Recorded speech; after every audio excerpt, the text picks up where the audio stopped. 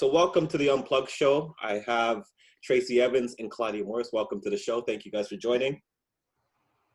Yes, thank you. Hey, you know what? With everything that's going on in the world right now, I know the world is hectic right now. But I do have to ask and to get your opinions on this matter. After all the protesting, the marching, and everything, the picketing, you know, what do Black people have to do next to keep this momentum going? What do we have to do to next to enforce change? What does that look like to you guys?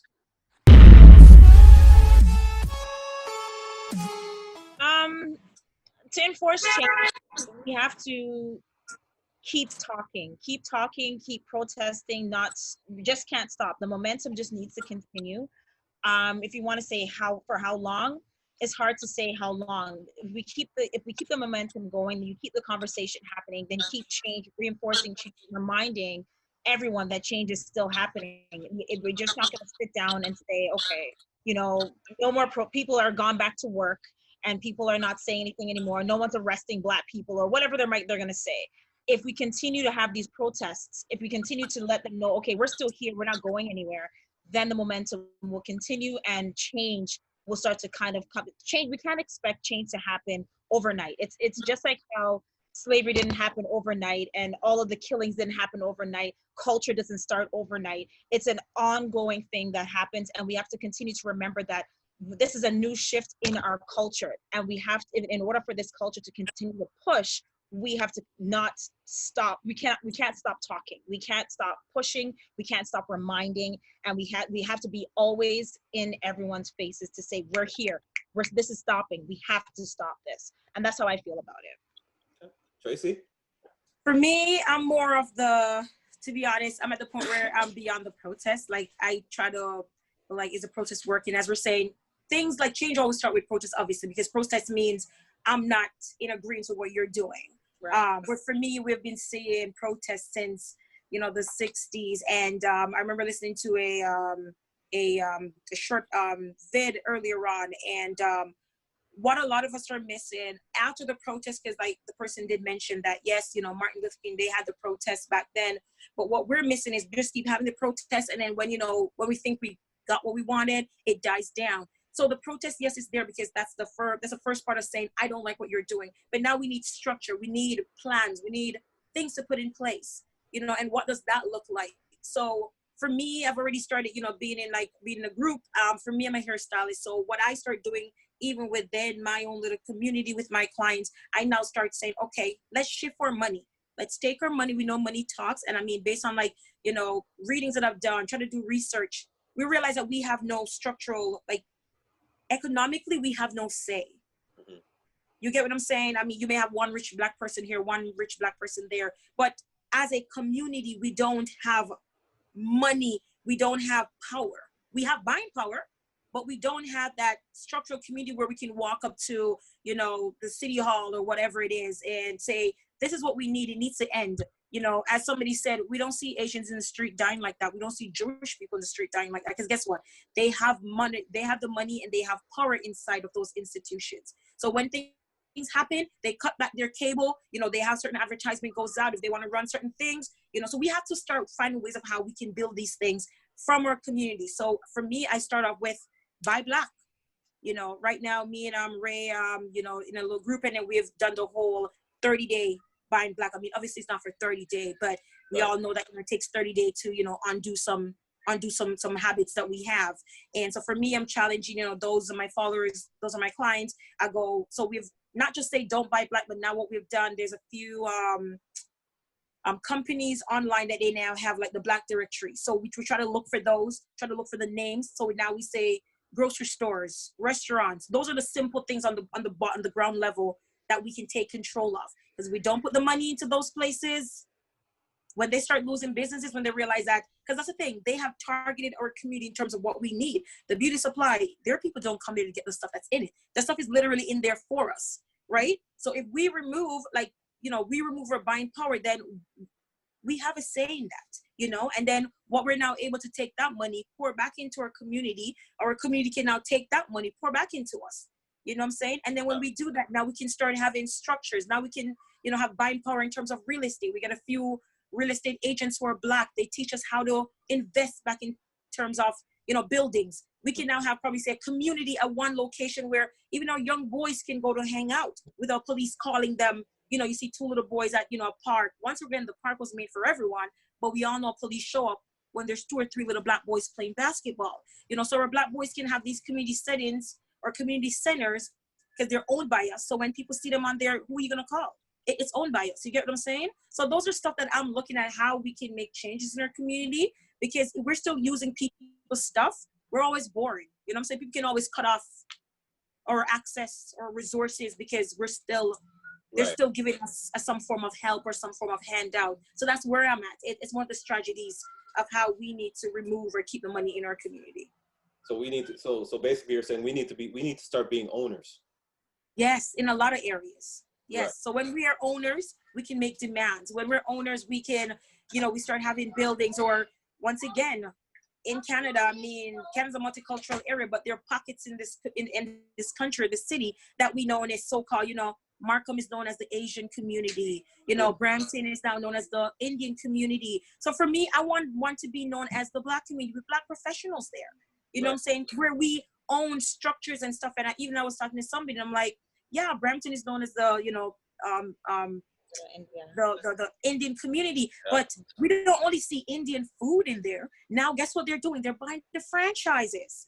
You know what I'm saying? They're buying it. You go to these taco places, and who you see in there, they own it. You know what I'm saying? Yeah. Even just the other day, I live in Brampton, and one of the Sunrise was owned by an Indian man.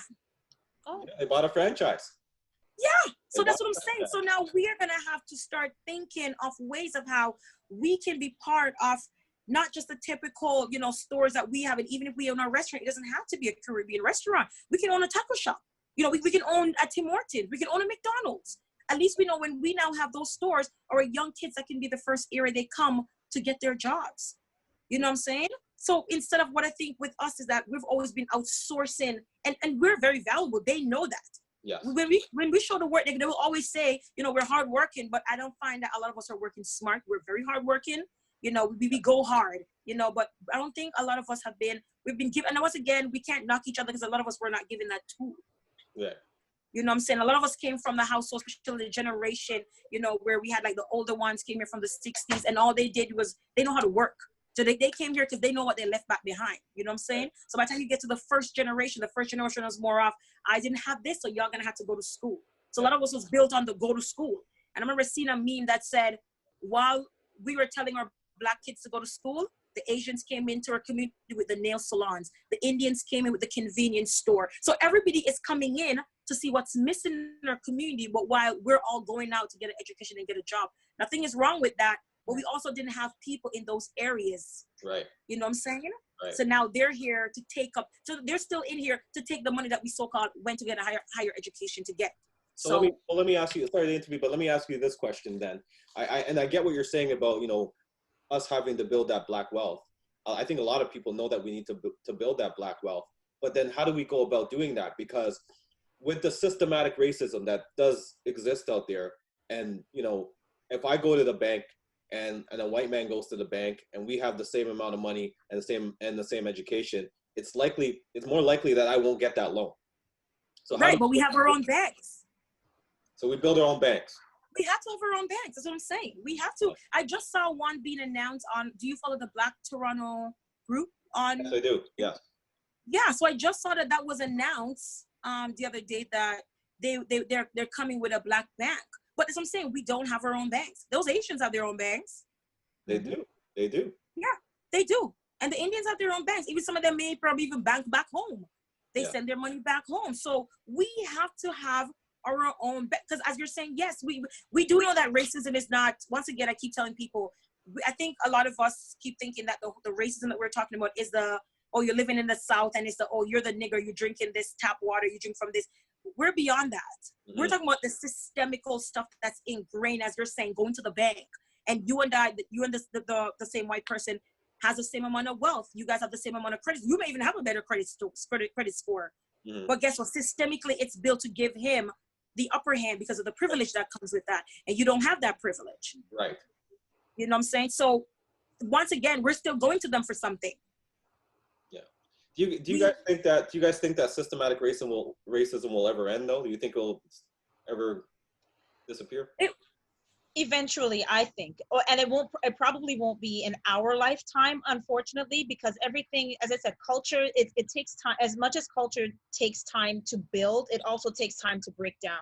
So if we build within our community, we get our own banks, we have our own real estate, we have our own communities, we do everything, and we educate our young Black kids, and they become adults in the game, and they then continue to perpetuate what we have built for them. They continue it. That culture now is shifted into Black excellence, into Black strength, into Black power. But I believe eventually it will begin to eradicate, but I don't see it for another couple of generations to come, unfortunately. I'm on the opposing factor. I don't think systemic racism will ever end. I think as humans, we I don't know. I just think that you won't ever, not say like, but there's always going to be someone who thinks that they are superior than the other. Right. You know what I'm saying? Right. And that's how systemic racism is built, because you have the white race. Well, whiteness is built on the premise that they're better than everyone. I mean, they go out, they conquer, they take, they and then they keep it within. They maintain it by passing back down those privileges back to their own. So for me, it's when it's built in the system. I don't think, because even with we can say, okay, the Jewish people, I mean, they're a white race. Right. They have power. We have, well, the Asian continent, well, China, whatever it is, that they have wealth or whatever it is as a country. But you're gonna still have that where they butt head, because not everyone's gonna come to the same agreement. You know what I'm saying? Yeah. I don't think you. Go ahead. Sorry. No. Go ahead. I don't think it will end. I think once we get to the point where you know who I am and you have that respect, and I think a lot of Black people are there. I don't think we're looking for necessarily, when we say equality, for me, I'm not looking at where the point where I need to be is necessarily, you and I don't even have to be friends, but that common respect where you treat me as I'm a human being, you have respect for me. I think that's where we're at the point where that's what needs to be like recognized, because they're still looking at us like, yes, obviously we're oppressed once again because we have nothing called like, as a communal, communal base. But the thing is, it will still be there. They'll still try to find ways, find laws to build certain things in. But once again, they'll still find ways to try to discriminate us and keep us oppressed. But if all of us are on the same page, I don't think it will ever end. I mean, even within us, we have those systems of colorism and stuff like that, but it will never end, because you're always going to want someone who feels that once they have a little bit of more of this, then it becomes power. They have power, and they want to, that's how they use their power type of thing. So I don't think systemic, it will end. I just want for us to be at the place where we're no longer, our kids or grandkids should be seeing somebody dying in the street like that. Right. You know what I'm saying? Like there are, for me, there should be like, I want to be at a place where police do stuff like that, and whatever way you want to take it, I want their kids or their wives to be in trembling as to what are the repercussions for that behavior.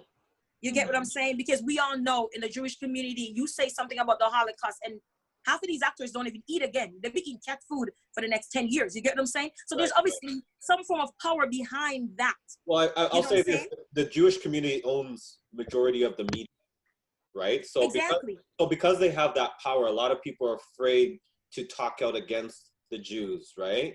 So you have, or even LGBT community. Exactly, right? There's that fear of a financial loss. So with that being said, I'll ask you guys this.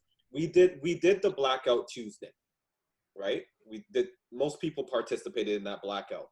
But do you feel that we really, in order for that to be effective, we really need to start cutting back and buying black? Like we just need to do it like holistically in a financial way where we just stop buying from certain groups? Yeah, straight up. We have to become a lifestyle for us. We have to be so cognizant of where our money is going. Once again, there's not everything that we own. So we do understand that it's like, it depends on what you need, but we probably even have to reshape some of the stuff that we buy. Start off with our kids, letting them know that, if it's not black owned, and that too will also prompt our kids or people in our community to come up with these things. Like, did you watch the documentary that, what's that guy's name? The rapper, Mike something, that Mike dude. I know you're talking Killer Mike. He did a documentary where he was trying. Yeah, so he did this documentary where he was like, you know what, I'm going to be consciously decide I am going to do black owned. And, you know, he was traveling around the States and he wanted to eat certain things and then he was just like, geez, I got to do it out because he realized there was a lack of black owned stuff. He tried to go to a hotel and he found out the man had to sleep outside because he was like, oh man, like, and then it was like a wake up call to him to say, we don't own a lot of things. So now you're going to have young kids coming up with, okay, I go to school, you know, or parents tell us to go to school, get that education, which is important, but it's not enough because we're still going to the Indian man, to the Chinese man, to the white man for a job. They can always still, no matter how much degrees and masters we have, they can still get us fired. Now we're going to have our kids thinking, what can I now produce for my community? You get what I'm saying? So now whatever holes are there, our kids and grandkids will be able to fill those holes. So we can no longer say, nah, I kind of wanted this, but we didn't have it, so I had to, you know, kind of cheat and not buying black. You know what I'm saying? It will allow people who are saying, who've been sitting down with this burning desire to do something, but probably think that certain areas are oversaturated. They can be like, no, let me go do this because it's not here for us. Right. And again, I'm gonna always go back to the culture. Culture takes time to shift, and it takes us as parents to begin to shift the mindset of because I love what you're saying. Yes, and what Killer Mike, I've been watching him for a little while, and this is not the first year, second year, even third year that he's decided to buy black. He's been trying to promote other rappers and other artists in the game to even open up, create a soda company and things like that. So like, because he used to like to drink Coke and he didn't want to drink Coke anymore, so he had another company create a beverage. I don't remember what it was, if it's a cola or a root beer or something like that. So it's things like that he just completely, if he can't buy black, he's not buying it. He's going to do without. Like what you said, he slept in his car instead of sleeping in the hotel. It was not black owned. So it's things like that we have to be dead set and be super serious about it. And if we're not super serious, then our kids are not going to be super serious. If they see that we're going to go, if our plan A is going to always be black, yes, we want to do it. We're going to do it. Yes. But you know what? I really needed that Coke, and my black owned store was closed, or there is no black owned store where I am. So you know what? I got to resort to plan B, which is the Indian man store, and they always have Coke. So you know what? Just this one time, guys, don't watch what I'm doing, but you know, I'm going to buy it this one time. We have to be dead set on what we're saying and live what we're saying in order for our kids to know and understand that this is a serious time, and they need to now approach the shift the same way or even more aggressively than our shift, so that their children will then grow up, because their children will know nothing less. Our kids are going to know the difference, A or B or even C or D, because it's still there. But once we decide that we're going to change our shift, change our mindset, shift our culture into black culture and black owned only or nothing else, then their kids will be, that's all they know. So that's how that will continue. Then their kids, that's all they will know. And that's how that will continue. And that's how I feel that the culture will shift eventually, but it's going to take a few generations for that to actually manifest itself, because we've already been manipulated. We're already used to a certain lifestyle, and we now as adults in most cases have to shift our own mindset, and that's going to take some time to do as well, because we've already gotten used to a certain way of living and a certain way of doing things and a certain way of purchasing and a certain way of understanding how to purchase, where to purchase, when to purchase. We've already been conditioned, and now we have to decondition as well as decondition our children who we've already taught. And now we have to get them out of that mindset so that they then have a different mindset to teach what's coming up after them, who's coming up after them. So it's going to be a generation of change, or generations of change, but it starts with us and being super dead set serious about what we mean. If we say we're going to buy black only, then you know what? If it's not available, don't buy it. And if it is available, still don't buy it, because if it's not, if the only black hair store is in Brampton and I live in downtown Toronto, forget it. The only black hair store is in Brampton and I live in Pickering. You know what? I'm going to do without until I can get to Pickering. That's the option. If I need to go grocery shopping and the only black grocery store is downtown Toronto and I live in Malton, you know what? I'm going to wait until I can go down to downtown and I'm going to go buy from that black. Like, it has to be by all means necessary in order for this to actually work. We can talk until we're blue in the face, but if we don't live what we're saying, then we're just liars. And we're just going to continue to complain about this, complain about that. Like, racism is never going to go away. Once you have different colors of different people, Chinese people will not like black people. Black people will not like Indians. Indians will not like white. White people will not like mixed people. Persians will never like, you know what I mean? It's once you have different colors of skin, People Right. are always going to hate. So racism in and of itself, I highly doubt is going to eradicate ever. But the systemic part of racism, we can change that shift because they've put us, systemic racism began with marginalizing a certain race to live in a certain way because they need to have the power and keep them here so that we can monopolize there. We can now affect that change of monopolization by buying Black, by being powerful and having the power. We need to have our banks, we need to have our Black people in politics and the people that make the proper big decisions. Those are the only ways that we're going to have it. We don't have much of a voice if we don't have people to represent us in higher places where the voices are actually being heard. So we're talking in small pockets, which is great, and we're affecting change in that way to say, you know what, we're here and we're not going anywhere. But at the same time, in order for any of our needs to be met, any of our demands to be met, anything like that, the higher powers, we need to be in those places. We have to be sitting at those seats. We have to be opposing certain laws. We have to make sure that we are there, always present. That's where we need to shift. And then again, buying Black 150% without a shadow of a doubt. Doesn't matter if it's not available, buy Black, period, or buy nothing at all. Claudia, you mentioned something that's really important, and I think that a lot of people need to hear this.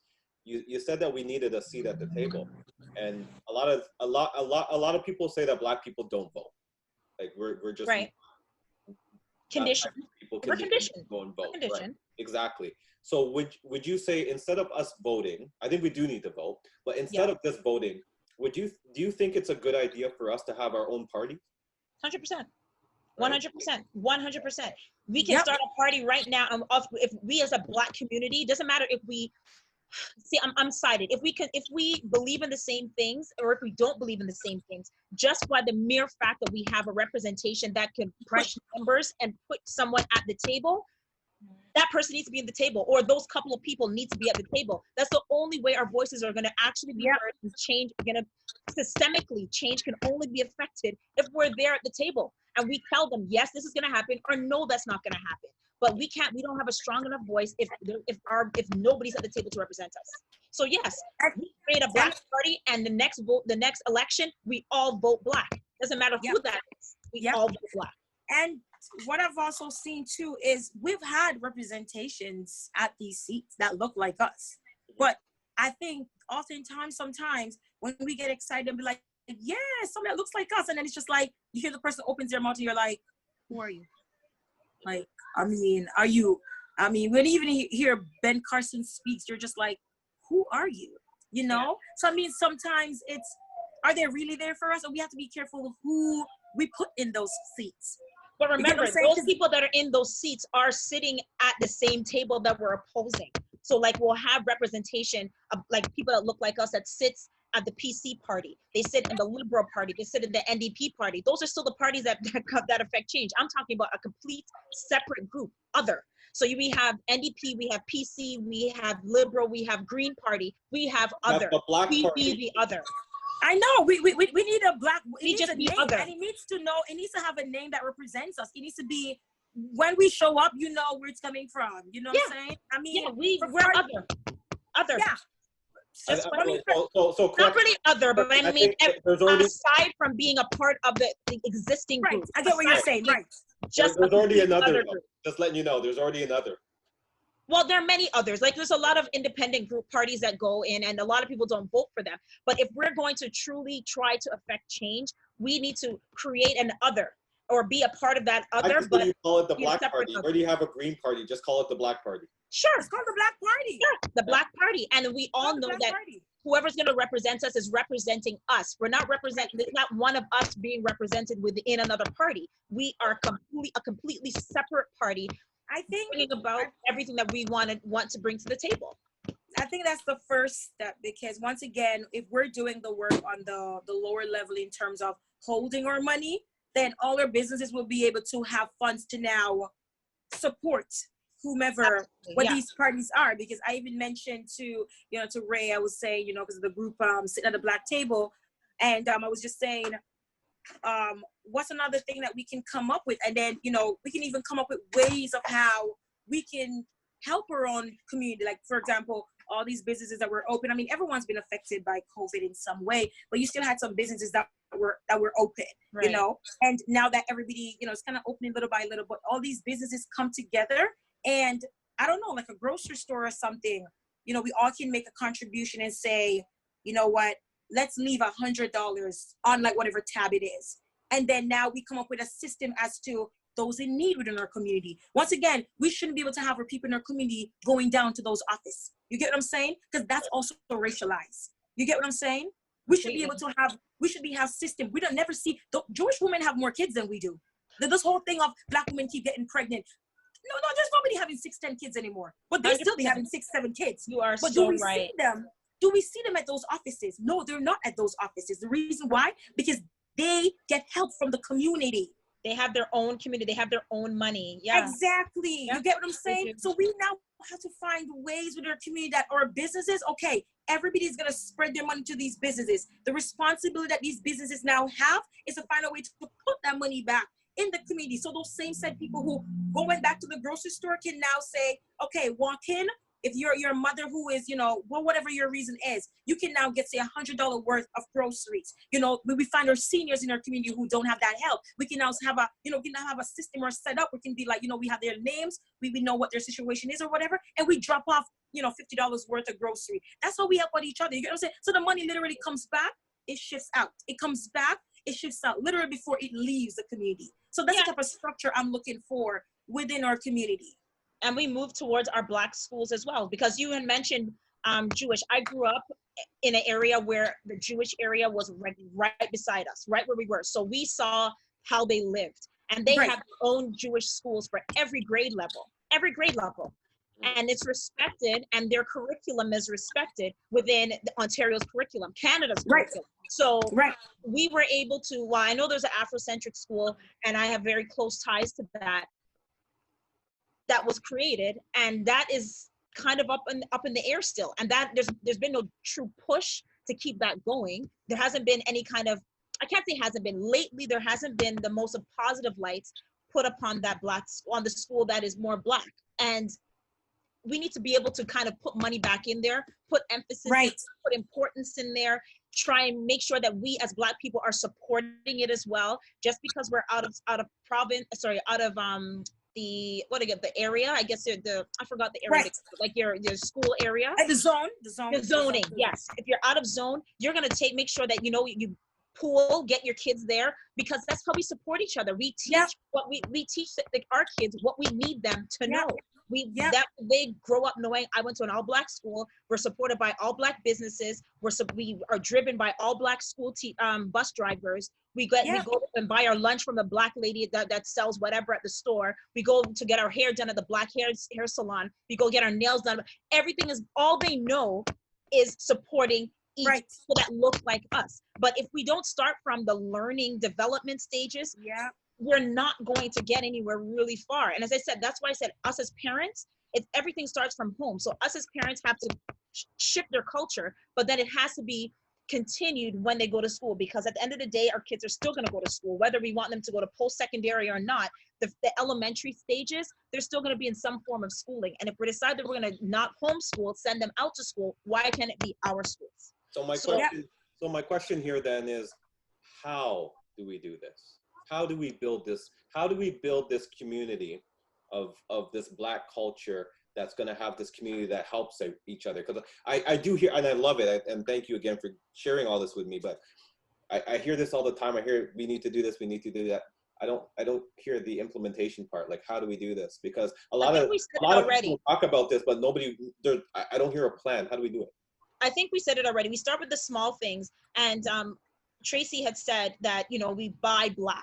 We start there and control our money, see where our money goes. And then she touched on the example of Killer Mike, which, he's a great guy. And we have to be dead set serious. If we're going to buy Black and we say we're buying back, you got to just buy Black and start there. Once we start there, we pool our money, then we can talk to because there are a lot of wealthy Black Canadians out here.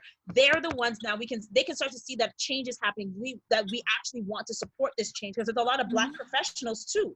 So we want to be able to put our money into a Black bank. So can you guys create a Black bank for us to get this money circulated? Well, with all the restrictions and the laws and stuff like that, I'm interested. I'm interested to see how this is going to work out with the Black Bank, because I watched a movie called The Banker. I don't know if you guys have ever heard of that movie called The Banker, and it talks about the history of how much struggles and red tapes and things that Black owners have to go through to own a bank, and let alone own a certain businesses. Well, with the shift that's coming right now, and with the awareness that's happening right now, and all the fear that's being put out there right now, as difficult as it has been historically, I think that right now it's the time. Right now was the time to try and get in it, because all eyes are on everyone that wants to do anything progressively Black.